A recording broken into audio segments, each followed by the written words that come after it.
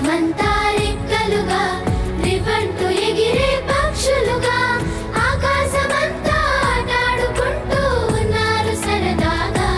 ఒకరేమో సీను ఒకరేమో జున్ను కలిసారే ప్రాణంగా కురిసారే వర్షంగా పాటేమో సీను ఆటేమో జున్ను ఒకటై ఎదిగారే మధురంగా.